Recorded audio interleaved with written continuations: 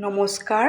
আজি মই আপোনালোকলৈ কনডেন্স মিল্কৰ ৰেচিপি এটা লৈ আহিছোঁ। আপোনালোকে ঘৰত কম খৰচত সহজতে বনাব পাৰিব। তেতিয়াহ'লে আহকচোন ভিডিঅ'টোৰ মাজলৈ। কনডেন্স মিল্ক বনাবলৈ মই কেৰাহীত 1 লিটাৰ গাখীৰ দি দিছোঁ। মই 1 লিটাৰ গাখীৰ দি দিলোঁ। গাখীৰখিনি মই উতলাই ল'ম।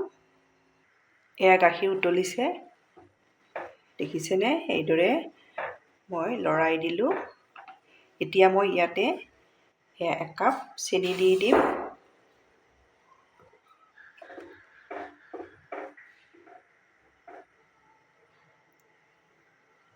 সামান্য পৰিমাণৰ বেকিং চ'ডা দি দিছোঁ। ভালদৰে এইখিনি মিলাই লওঁ।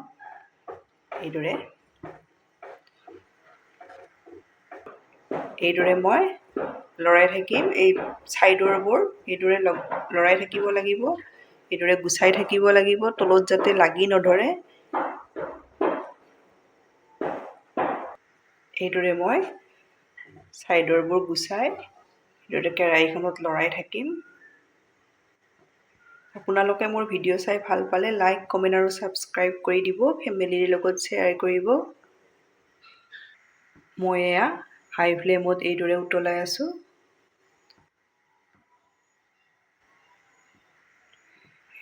উতলি ডাঠ হৈ আহিছে। এইদৰে মই ছাইডৰবোৰো গুচাই আছোঁ।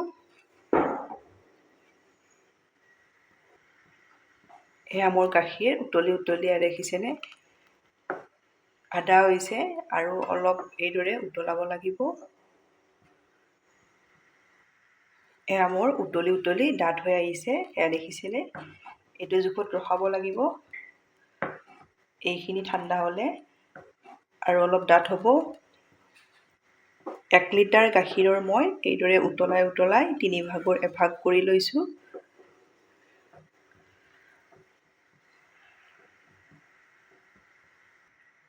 মোৰ কনডেন্স মিল্ক দেখিছেনে? ৰেডি হৈ গ'ল। এতিয়া মই গেছ অফ কৰি ঠাণ্ডা হোৱাৰ কাৰণে থৈ দিম। ঠাণ্ডা হোৱাৰ পাছত মই ভালদৰে ঠাণ্ডা কৰি ল'লোঁ। দেখিছেনে?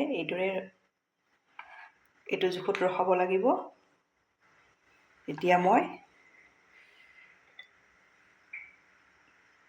চিচাৰ বৈয়াম এটাত এইদৰে মই ভৰাই থৈ দিম।